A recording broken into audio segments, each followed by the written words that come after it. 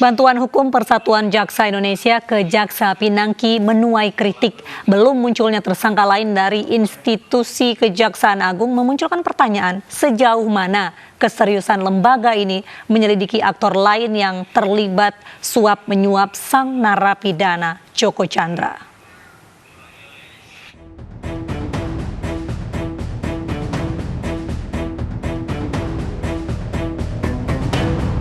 Kepala Pusat Penerangan Hukum Kejaksaan Agung Hari Setiono menyebut Jaksa Pinangki Sirna Malasari akan mendapatkan pendampingan hukum di kasus dugaan menerima suap dari Joko Chandra.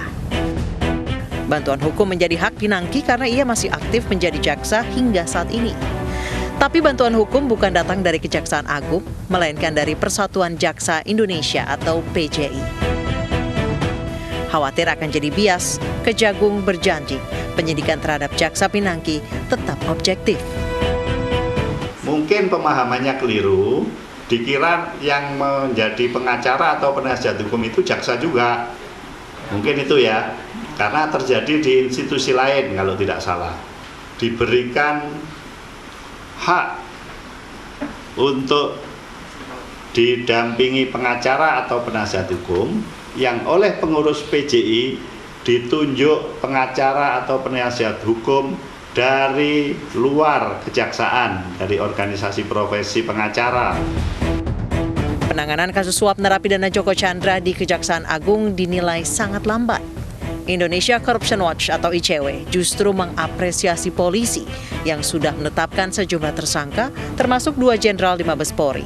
Sementara kasus suap Joko Chandra di Kejaksaan, sejauh ini baru Jaksa Pinangki yang jadi tersangka.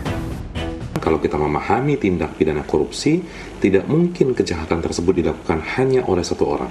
Tentu yang harus digali oleh kejaksaan adalah siapa yang memberikan uang kepada Jaksa Pinangki, lalu apakah ada petinggi Kejaksaan Agung lain yang sebenarnya mengetahui pertemuan tersebut akan tetapi tidak melakukan tindakan apapun. Sebenarnya Kejaksaan Agung bisa menelusuri siapa saja terlibat suap Jaksa Pinangki. Sebut saja soal janji Pinangki ke Joko Chandra yang akan mengurus kasus di Mahkamah Agung. Terlebih lagi, kalau kita mendengar pernyataan dari Kejaksaan Agung, Jaksa Pinangki menjanjikan kepada Joko Chandra mengurusi berbagai perkara atau upaya hukum di Mahkamah Agung. Yang harus ditelusuri dalam hal ini adalah siapa oknum Mahkamah Agung yang mempunyai kedekatan dengan Pinangki sehingga jaksa tersebut bisa menjanjikan sebagaimana yang diutarakan oleh Kejaksaan Agung. Dugaan ada keterlibatan petinggi Kejagung di kasus suap Jaksa Pinangki, Kejaksaan Agung bilang jika atasan Pinangki tidak tahu karena Pinangki tidak izin bertemu Joko Chandra di Malaysia. Tetapi tentu apabila sudah terbukti tanpa izin atasannya, maka tentu atasannya kan tidak tahu.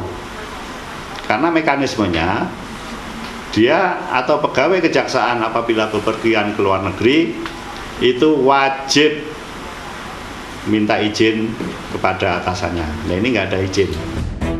Kemudian ada petinggi Kejaksaan Agung yang terlibat pernah diungkap masyarakat anti korupsi saat bertemu Komisi Kejaksaan beberapa waktu lalu.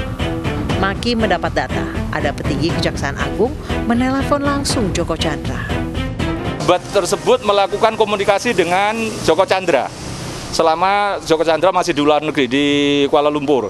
Peristiwanya setelah tanggal 29 Juni. 29 Juni itu apa? Ketika Pak Jaksa Agung membuka urusan Joko Chandra di depan DPR. Artinya setelah ramai pun masih ada pejabat Jaksa Agung, Kejaksaan Agung yang melakukan komunikasi dengan Joko Chandra. Komisi Kejaksaan saat itu berjanji menindaklanjuti laporan Maki. Tapi hingga 10 hari berselang, belum ada informasi perkembangan hasil penyelidikan dugaan keterlibatan petinggi Kejaksaan Agung di kasus suap Joko Chandra.